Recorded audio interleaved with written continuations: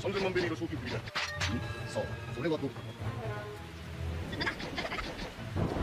Hey there, pirate. Welcome aboard the Anime No Me channel. Finally, we might witness the meeting of powerful characters who have never shared the same battlefield. Luffy may finally reunite with Shanks and meet his father in Elbaf, and today's video will explain how this could happen. I hope for your support to help our crew win, and to do so, you just need to click the thumbs up button, leave a like, and subscribe to the channel. By doing this, you will win an incredible devil fruit, so just comment which fruit you want. Guys, I think the possibility of Shanks and Dragon meeting in Elbaf during the arc involving Luffy could mark a crucial turning point in the story of One Piece. After all, Elbaf has been eagerly anticipated for years, and with so many elements already connected to it, it feels natural for major characters to cross paths there. The idea of Luffy already becoming the sun god, or at least starting to be recognized as such, adds an intriguing layer to the narrative, especially considering how this might resonate with Dragon's goals. To understand how this dynamic might unfold, we need to examine the different plans of these characters and the current state of the world. Dragon, as the leader of the revolutionaries, has always had a clear objective: overthrow the world government and liberate nations from the oppression of the celestial dragons. Now, with him surrounding the borders of Marie-Joise and cutting off essential supplies to the world nobles, it's clear that Dragon is applying direct pressure on his greatest enemies. This is, in itself, a bold move and a declaration of war. I think Dragon may have reached this point after years of gathering information about the celestial dragons and understanding the full extent of their cruelty. Perhaps his time in the Marines served as the foundation for this transformation. It was confirmed that he was part of the Marines in the past, and I believe he may have witnessed corruption and atrocities committed by the world nobles up close, something that likely planted the seeds of rebellion within him. The idea of Dragon learning about Nika's story while in the Marines makes a lot of sense to me.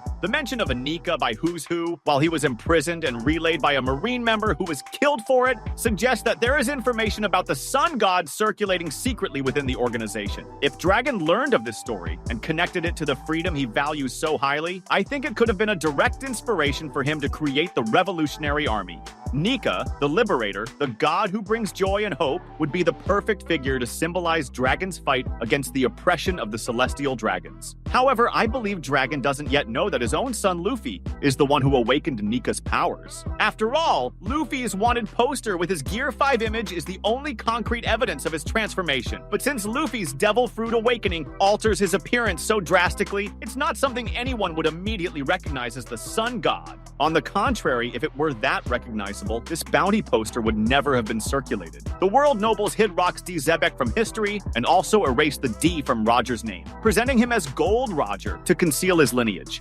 Imagine what they would do with the sun god. Dragon would need direct information to make this connection. Perhaps Sabo or another revolutionary intercepted some data about the incident in Wano or even Egghead, leading Dragon to realize that he needs to meet Luffy in person. I think this could explain why Dragon might step away from the revolutionaries' main mission and head to Elbaf. On the other hand, Shanks seems to have a more mysterious connection to Elbaf. We know he's been there recently, and it's possible he has unresolved business with Loki, the king of the giants. Loki, in turn, is an intriguing figure. He killed his own father to inherit the devil fruit passed down among the kings of Elbaf, an act that already demonstrates his ambitious and treacherous nature. The description of Loki as someone who proclaims himself the sun god who will bring the end of the world adds an interesting contrast to Luffy, who represents the true sun god and brings freedom and hope. This duality could be explored epically in Elbaf, where Loki, even imprisoned, continues to manipulate and threaten. I think Loki's imprisonment in the treasure tree atom is both symbolic and strategic. As the strongest warrior in Elbaf, it took monumental effort to capture him, using sea stone chains and a location filled with monsters to prevent his escape. This shows that, even in captivity, Loki remains a constant threat. The first world, where he's imprisoned, is a hostile but fascinating environment, with colossal monsters reminiscent of the creatures from Ruskena, where Luffy trained. It's almost poetic that Luffy, instead of fearing them, might feel nostalgic and transform the environment into a more peaceful place simply by being there. The interaction between Loki and Luffy is another key point. Loki, with his long tongue and malevolent smile, exudes an aura of manipulation and danger. He tries to deceive Luffy by offering information about Shanks in exchange for his freedom. The mention of Shanks clearly stirs intense emotions in Luffy, who doesn't tolerate insults toward his idol. I think this shows how much Luffy values Shanks and how far he's willing to go to defend his honor, even against a manipulator like Loki. However, Loki, being cunning, adjusts his approach and tries to exploit Luffy's naivete by offering answers in exchange for help. If Shanks and Dragon meet an Elbaf, I think it would be during a moment of great conflict. Perhaps the Marines decide to take advantage of internal conflicts in Elbaf to launch an attack, especially with Loki out of the picture and the island vulnerable. This would open the stage for a massive battle, where the revolutionaries might join forces with the Straw Hats and the Giants to face the Marines. This could be the moment when we finally discover Dragon's true power and whether he really has a devil fruit that allows him to control the winds. The presence of Shanks in this scenario would add a layer of complexity. He's not someone who engages in wars without a solid reason, but if he's there, it would be because he believes his presence is crucial to the outcome of events. Exploring the connection between Dragon and Shanks in Elbaf would also be interesting. Shanks has a nebulous history with the world government,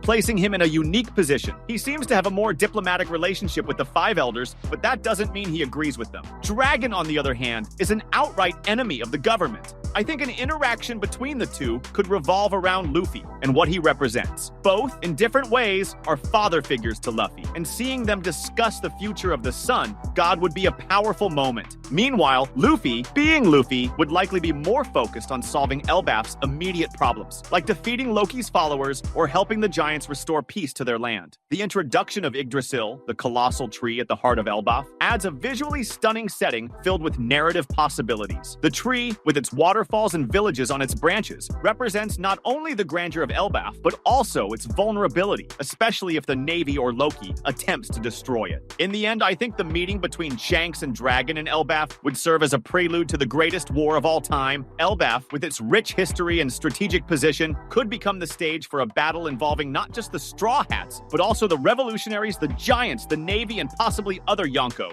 Dragon finally recognizing Luffy as the Sun God would be an emotional moment, solidifying the bond between father and son and uniting their goals in a common cause, overthrowing the world government and bringing freedom to the world. That's why I believe Elbaf will be one of the most impactful arcs in One Piece. All these elements, from Dragon's mysterious past to Shanks' role, Loki's threat, and the symbolism of Yggdrasil, seem to point toward a convergence of narratives we've been waiting for years to see. Just imagine Luffy not only leading a revolution in Elbaf, but also serving as the thread connecting these legendary figures. Perhaps Dragon will finally realize that Luffy's destiny is even greater than he had imagined, and Shanks, who has always remained on the periphery of the main story, might finally reveal his true role. What does he know about the One Piece, the world government, and most importantly, what Roger saw on that final island? Did he withhold this information because he believed Luffy would be the only one capable of carrying that burden? I think the dialogues between them and Elbaf could provide not only important answers, but also raise new questions that will only be resolved in the series climax. Imagine Shanks and Dragon discussing Luffy, with each of them presenting their vision for the future of the world. This would add emotional depth to the arc, showing how Luffy is more than just the protagonist, he's the unifying force for freedom, dreams, and hope. Meanwhile, the threat of the Navy, with figures like Akainu or even Im, could turn Elbaf into the starting stage for the greatest war in history. I imagine Loki, even imprisoned, might try to manipulate both Luffy and his allies, perhaps even bargaining with the Navy or sowing chaos to reclaim his throne. The political tension among the Giants could also be explored, showing Elbaf as a nation divided between its warrior traditions and its desire for peace. In the end, the battle in Elbaf might ignite a global confrontation, and Luffy, as the Sun God, would have to lead all those seeking freedom against the oppression of the world government. If Shanks and Dragon are there, it would not only be an epic moment of unity, but also a recognition that Luffy has finally reached the pinnacle of the world. I think all this sets the stage for Luffy to be not just the Pirate King, but also the ultimate symbol of freedom, someone capable of changing the world in a way that neither Roger nor Joy Boy could. This only reinforces how Elbaf could be the arc that truly brings us closer to the end of this incredible journey. But what about you? What do you think of this possibility? Let me know your thoughts. That was today's content. We hope you liked it and want to share your opinion on the subject. Don't forget to share the video, give it a thumbs up, and I'll see you in the next video. Take care and stay amazing.